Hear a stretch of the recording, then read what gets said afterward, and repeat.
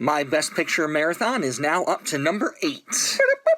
Best Picture Marathon theme song. Mutiny on the Bounty from 1935. This is MGM's third Best Picture winner. This is the second Best Picture winner directed by Frank Lloyd, who previously did Cavalcade at Fox. Mutiny on the Bounty tells the story of the tyrannical Captain Bligh in the British Navy near the end of the 18th century. He cruelly and savagely mistreats his crew until finally Executive Officer Fletcher Christian can take no more and instigates a mutiny. The film is based on a true story, but it takes a lot of liberties, depicting Christian as probably more heroic than he was in real life and Bligh as probably more tyrannical. This is the only movie to ever have 3 actors nominated for Best Actor at the same time. Charles Laughton, Clark Gable, and Frank Ottone. None of the 3 actors ended up winning. To prevent that from happening again, the Academy soon introduced a new award for Best Supporting Actor. Clark Gable was hesitant to take the role as Fletcher Christian because he had to shave off his trademark mustache for historical accuracy. There was also a pretty noted rivalry between Gable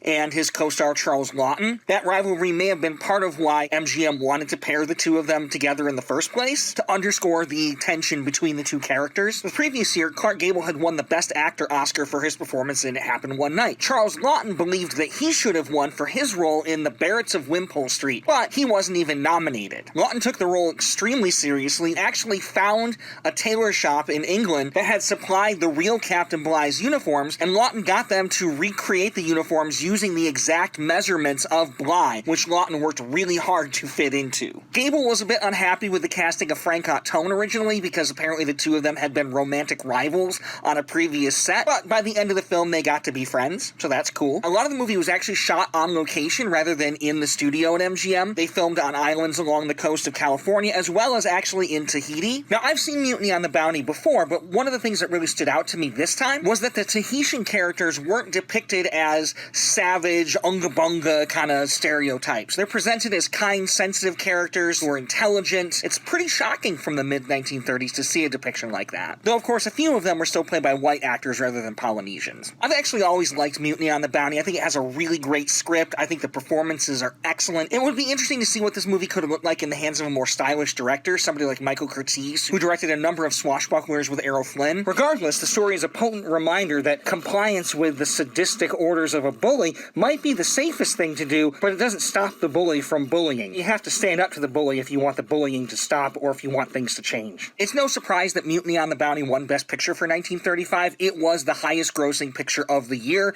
It was critically acclaimed. It was popular. It's a really good movie, despite the historical inaccuracies. Next up, The Great Ziegfeld, which I have never seen before. I'll see you next time.